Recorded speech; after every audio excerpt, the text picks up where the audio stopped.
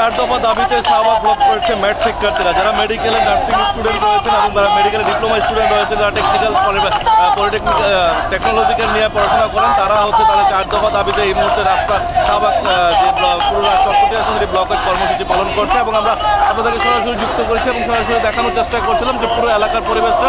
এবং এই মুহূর্তে আমরা দেখছিলাম যে সাধারণ শিক্ষার্থী এবং যারা রয়েছেন ম্যাথের শিক্ষার্থী, যারা এবং আমরা একটু দেখি যে পুলিশের সঙ্গে কিন্তু একেবারে কথা বলছিলাম যে যারা শিক্ষার্থী রয়েছেন, এবং আমরা তাদের কথা বলে চেষ্টা করি।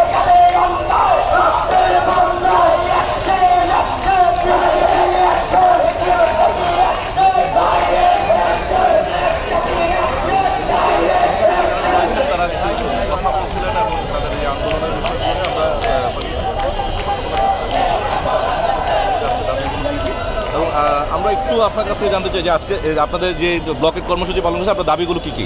আমাদের দাবি হচ্ছে অনতিবিলম্বে আমাদের নিয়োগ। আমাদের দেখেন আমাদের দীর্ঘ 16 বছর যাবত আমাদের এই মেয়র জাতির বৈষম্যের শিকার আমাদের নিয়োগ নাই। আমরা অনতিবিলম্বে আমরা এই রাজপথ থেকে আজকে আমরা নিয়োগ চাচ্ছি, আমাদের নিয়োগ আজকের মধ্যে দিতে হবে। আর আমাদের দ্বিতীয় দাবি হচ্ছে আমাদের কোর্স কারিকুলাম, যে অসংগঠিতপূর্ণ কোর্স কারিকুলাম আমাদেরকে তারা আমাদের উপর চাপিয়ে দিয়েছে, সেই কোর্স কারিকুলাম সংশোধন করে আমাদেরকে উন্নত মানের কোর্স কারিকুলাম দিতে হবে। যমুনা ইলেকট্রনিক্সের সুপার এক্সচেঞ্জ অফারে 1-এর ভিতর 3 পুরনো বদলে নতুন নিন যমুনা ইলেকট্রনিক্স। আমাদের অলরেডি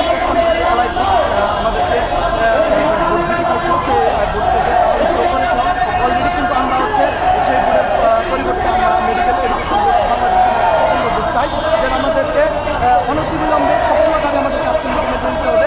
আর আমাদের হচ্ছে আমাদের সকল ডিপ্লোমা জাতি উচ্চশিক্ষা আছে, কিন্তু এই ম্যাট জাতি এমন একটা কলুষিত জাতি, এমন একটা নির্যাতিত জাতি যাদের উচ্চশিক্ষা নাই। দেখেন কৃষি ডিপ্লোমাদের উচ্চশিক্ষা আছে, এরপর হচ্ছে পলিটেকনিক ইঞ্জিনিয়ারদের ডিপ্লোমা ইঞ্জিনিয়ার তাদের উচ্চশিক্ষা আছে, কিন্তু এই ম্যাট জাতির কোনো উচ্চশিক্ষা নাই। আমরা উচ্চশিক্ষা টেকনিক্যাল বিষয় বিএমডিসি এমনকি আন্তর্জাতিক মানদণ্ড অনুযায়ী আমাদের একটা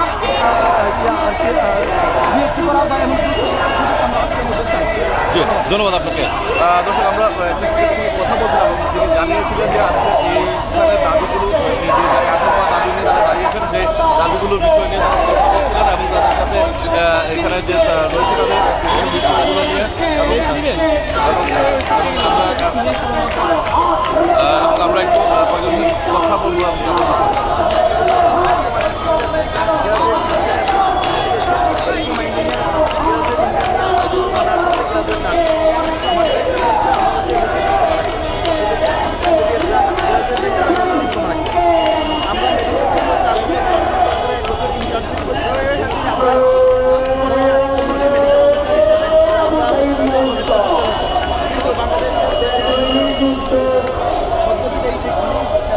দর্শক, আমরা এই মুহূর্তে দেখছিলাম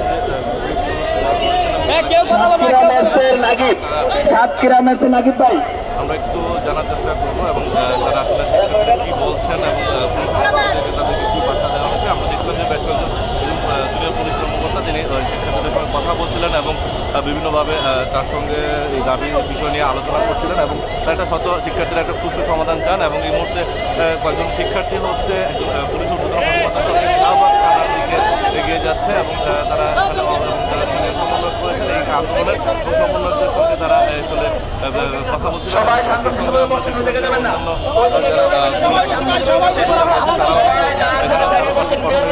যোগদান করেছেন তারা কিন্তু ইতিমধ্যে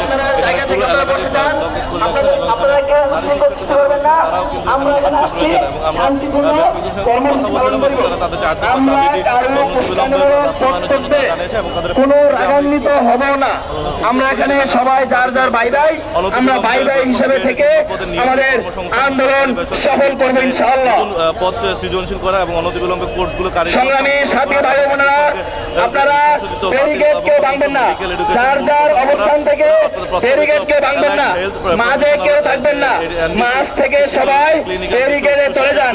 আপনারা ব্যারিকেডটা স্ট্রং করেন, ব্যারিকেড যখন স্ট্রং হয়ে যাবে আমাদের সবকিছু স্ট্রং হয়ে যাবে। শিক্ষার্থীদেরকে হচ্ছে সেখানে পরিবেশ তৈরি করা এবং তাদের সমমর্যাদা প্রদান করা, এই 4 দফা দাবিতে তারা ব্লকেট কর্মসূচি পালন করছে এবং সেই ব্লকেট কর্মসূচির মধ্যে হচ্ছে তাদের এই দাবি দেওয়াগুলো এটার ভিতরে কোনো বহিরাগত লোক ঢুকতে দিবেন না এবং সেই ব্যারিকেডের ভিতরে বহিরাগত কোনো লোক ঢুকতে দিবেন না।